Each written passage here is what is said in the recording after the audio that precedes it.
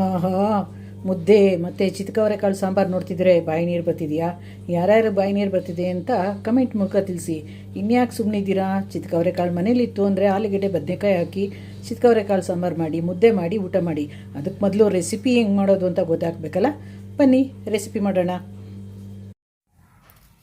Hi hello, welcome back to my YouTube channel. ಇವತ್ತೊಂದು dish ಮಾಡ್ತಾಯಿದ್ದೀನಿ ನೋಡಿ. ಚಿತ್ಕಿಸಿ ಇಟ್ಟಿರೋ ಅವರೆಕಾಳು, ಹಸಿ ಅವರೆಕಾಳು. ಇದರಲ್ಲಿ ಒಂದೇ ಥರ ಮಾಡೋ ಬದಲು ಇವತ್ತು ವೆರೈಟಿಯಾಗಿ ಮಾಡೋಣ ಅಂತ ಅಂದ್ಬಿಟ್ಟು ಅಂದ್ಕೊಂಡಿದ್ದೀನಿ. ಅದು ಆಯಿಲ್ ಕಾಯಕ್ಕೆ ಇಟ್ಟಿದ್ದೀನಿ. ಫಸ್ಟು ಇದನ್ನು ಸ್ವಲ್ಪ ಫ್ರೈ ಮಾಡಿ ಎತ್ತಿಟ್ಕೊಂಡ್ಬಿಡ್ತೀನಿ. ಯಾಕಂದರೆ ಸಾಂಬಾರು ಜೊತೆಲೇ ಬೇಯಿಸಿದ್ರೆ ಕಲ್ಸ್ಕೊಂಡ್ಬಿಡುತ್ತೆ. ಅದಕ್ಕೆ ಫ್ರೈ ಮಾಡಿ ಎತ್ತಿಟ್ಕೊಂಡ್ಬಿಡ್ತೀನಿ ಇದನ್ನು.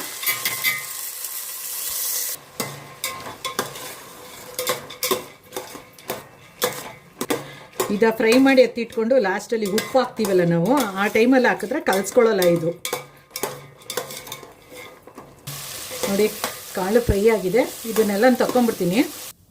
ನೋಡಿ, ಫ್ರೈ ಮಾಡಿ ಎಲ್ಲ ತಗೊಂಡಿದ್ದಾಗಿದೆ. ಕಟ್ ಮಾಡಿರೋ ಒಂದು ಆನಿಯನ್ ಹಾಕೋಣ.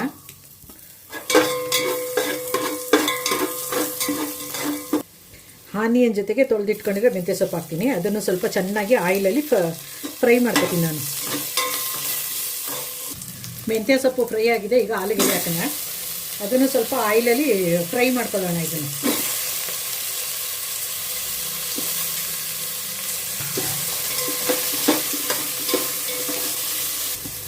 ತೊಳೆದಿಟ್ಟಿರೋ ಬದನೆಕಾಯಿ ಹಾಕ್ತೀನಿ.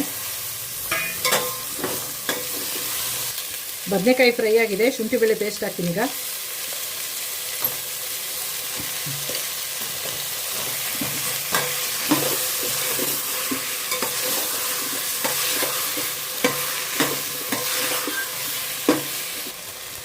ಎರಡು ಆನಿಯನ್ನು ರುಬ್ಬಿಟ್ಕೊಂಡಿದ್ದೆ. ರುಬ್ಬಿರೋ ಪೇಸ್ಟ್ ಹಾಕೋಣ. ಈಗ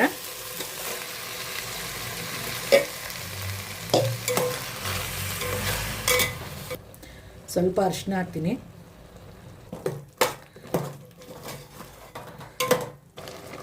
ನೋಡಿ, ಸಣ್ಣದು 3 ಟೊಮೊಟೊ ರುಬ್ಕೊಂಡಿದೆ, ಅದು ಹಾಕ್ತೀನಿ. ಇವಾಗ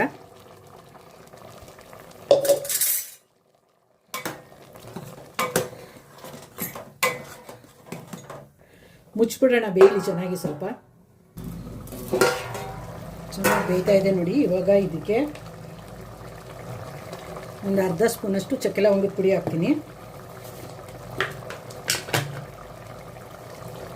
ಮತ್ತು ಇದು ಮಟನ್ ಸಾಂಬಾರು ಪುಡಿ. ಖಾರಕ್ಕೆ ಎಷ್ಟು ಬೇಕೋ ಅಷ್ಟು ಹಾಕೊಳ್ಳಿ ನೀವು. ಇದು ಸ್ವಲ್ಪ ಪುದೀನ ಮತ್ತು ಕೊತ್ತಂಬರಿ ಸೊಪ್ಪು ಪೇಸ್ಟ್ ಮಾಡ್ಕೊಂಡಿರೋದು, ಇದನ್ನು ಹಾಕೊಂಬಿಡೋಣ. ಮುಚ್ಚಿಬಿಡೋಣ, ಬೇಯಲಿ ಅದು. ಒಳ್ಳೆ ಮಟನ್ ಸಾರು ಘಮ ಘಮ ಅಂದಂಗೆ ಅಂತ ಇದೆ ನೋಡಿ. ಗಮ್ಮ ಅಂತ ಇದೆ ನೋಡಿ. ಇದು ಸ್ವಲ್ಪ ತೆಂಗಿನಕಾಯಿ ಗಸಗಸೆ ರುಬ್ಬಿದೆ, ಅದು ಹಾಕೊಂಬಿಡ್ತೀನಿ.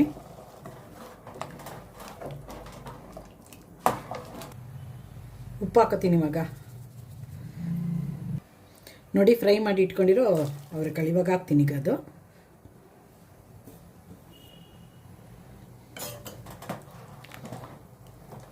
ಉಪ್ಪು ಹಾಕಿ ಕಾಳು ಹಾಕಿದ್ದೀವಲ್ವ, ಇವಾಗ ಕಾಳು ಕಲಿಸ್ಕೊಳ್ಳಲ್ಲ. ಉಪ್ಪಿನ ಜೊತೆ ಕಾಳು ಬೇಯುತ್ತೆ ಇವಾಗ ಚೆನ್ನಾಗಿ.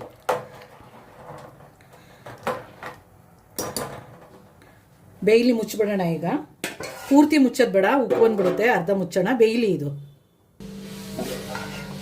ಚಿತ್ಕವರೆಕಾಳು ಸಾಂಬಾರು ರೆಡಿ ಆಯಿತು ನೋಡಿ. ನೋಡಿ, ಕಾಳು ಒಂದು ಸ್ವಲ್ಪನೂ ಕಲಿಸ್ಕೊಂಡಿಲ್ಲ. ಎಣ್ಣೆಯಲ್ಲಿ ಫಸ್ಟು ಆಯಿಲಲ್ಲಿ ಚೆನ್ನಾಗಿ ಫ್ರೈ ಮಾಡಿಬಿಟ್ಟು ಎತ್ತಿಟ್ಕೊಂಡು ಲಾಸ್ಟಲ್ಲಿ ಉಪ್ಪು ಹಾಕಿದಾಗ ಹಾಕಿದ್ರೆ ಕಾಳು ನೋಡಿ ಇದೇ ಥರ ತಿನ್ನಕ್ಕೆ ಸಿಗುತ್ತೆ.